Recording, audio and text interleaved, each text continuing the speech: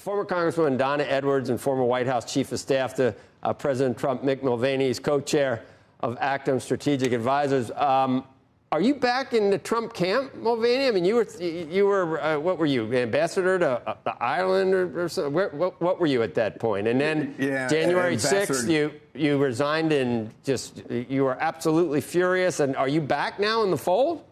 Where else are you going to go, Joe? I mean, face it, the primary is sort of, and this, I know it's not what we want to talk about, but we'll do it very quickly. The primary is where you sort of get to look amongst your own folks, your own family, and go, well, this is my person, this is my person. I'm close friends with Tim Scott, Ron DeSantis and I played baseball together. Nikki Haley was my governor. I didn't pick anybody at all in the Republican primary. Now that it's the general election, it's really a binary choice, isn't it? It's either Trump or Biden. That's an easy call for anybody like me. I'm supporting Donald Trump for president. Okay, and Congresswoman, I don't know if that's the binary choice, and I was very honest with Andrew. I'm not. The Democrats aren't going to listen to me one way or the other.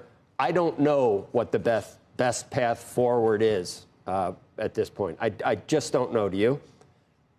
Well, let me just say a couple of things. One, I think it is still a choice election. It's a choice between Donald Trump and his craziness, his lack of support for democracy, and Joe Biden moving the country forward. So I do think it's still a choice election.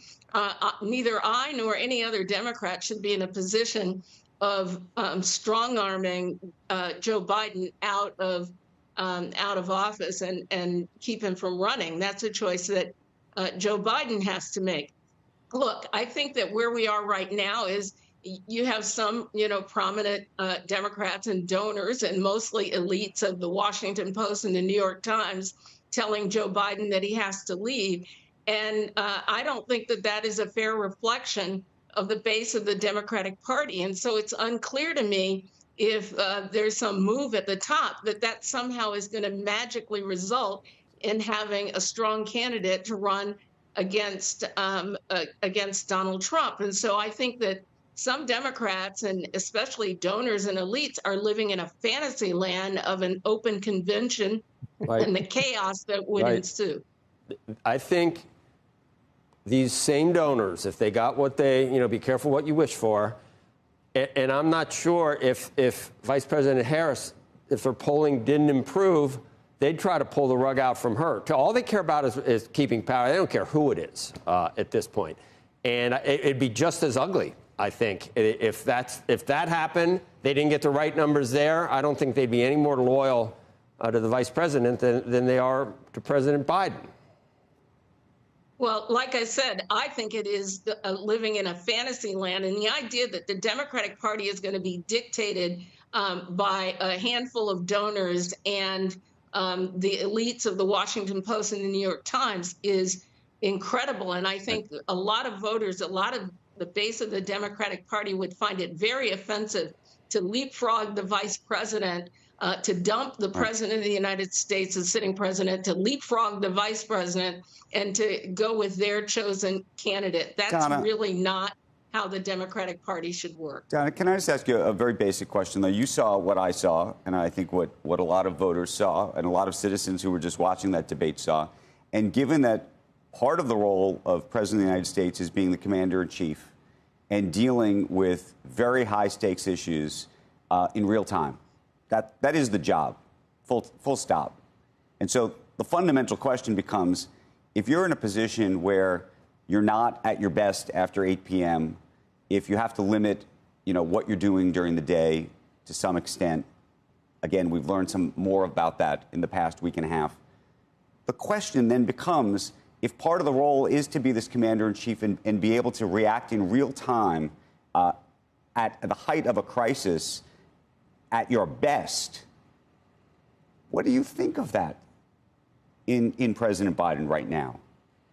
Well, look, I don't think anybody wants to sugarcoat what happened on that Thursday debate. I mean, that is really not the question. The question is, what do we do going forward? And I actually have confidence in Joe Biden. For the last 3.5 years, he has navigated multiple crises around the world and here in the United States, and he's done that well. And on top of that, he's been the most productive president that we've had in a very, very long time. And so I don't want to discount Joe Biden. And I think that they are legitimate questions, but I'd like to look at the president over the course of the next several days and weeks, and his schedule and his remarks and the multiple interviews and being in front of people as a judgment of supporting him going forward. I don't think it's fair to limit that to just to one debate for 90 minutes. And I also think it's not fair to the president to push him out instead of allowing him to make a decision about whether he's in and out. And right now, he says he's in it. He says he's in it to win it. Governors who met with him agree with him. They sat down with him for like an hour and a half. He's been talking with congressional leaders as well. And I think it's time for us to shift the focus onto something that hasn't been covered, the multiple lies of Donald Trump over the course of 90 minutes. And we've barely heard a blip about that. What was the biggest lie? I mean, when Trump says I had the greatest economy, is that what you're talking about? When the fabulous braggings of what? Because I'll give you 8 or 9 de facto lies from Joe Biden if you want to hear them. I mean, but which one? What's the biggest? 6th. What did he say? January 6th. Yeah, what did he say? That is the biggest lie. I mean, he continues to he continues to deny that Joe Biden actually legitimately won the election, and he Hillary Clinton and Joe Biden denied. Patriots. Hillary Clinton and Joe Biden denied that he was a legitimate president for the entire. Okay. Anyway, Mick, who would Trump want to face at this point, or does it not matter in your view? The left, Democrats think it doesn't matter who their candidate is; they just got to stop Trump. I guess Trump supporters think it doesn't matter who the Democratic candidate is; that the policies are going to be just as bad. So you need to support Trump. So that's where we are. We're stuck. Well, you're certainly, I don't know if you're stuck. I think Donna's right. It's going to be very difficult to replace Joe Biden. Keep in mind, he has enough delegates to win at the convention. So unless Joe Biden wants to go, it's going to be very difficult for the Democrats to sort of get rid of him. But as to whether or not he's the Democrat that Republicans want to face the most, I think that's fair. I think they'd rather see him. Clearly, after last Thursday night, he's a weakened candidate. In fact, I think that the way they've handled the debate has actually made it much worse than the debate itself. So things are trending in the wrong direction. But one of the questions you got to wonder, okay, now is Trump, he's been a little bit quiet the last 4 or 5 days. Is that because he's learned that lesson from the first debate in 2020 that when Joe Biden is digging a hole, you don't take away his shovel?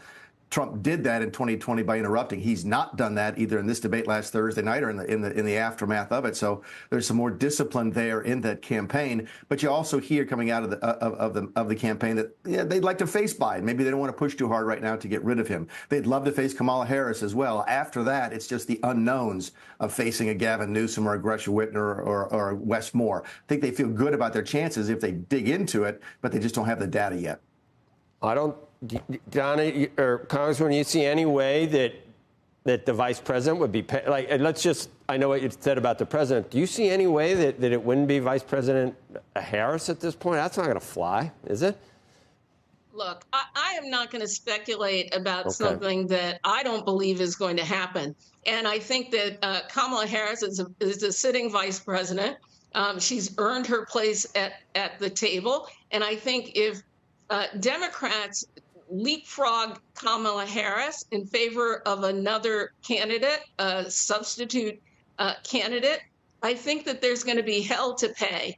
And at the end of the day, among the base of the electorate, Black voters, Black women, I think it would be very challenging to jump over top of Kamala Harris. And I think it would be really challenging, frankly, to assume that the support that Joe Biden does have in the base of the party is going to transfer to another candidate. Why are Democrats creating a chaos that's unnecessary?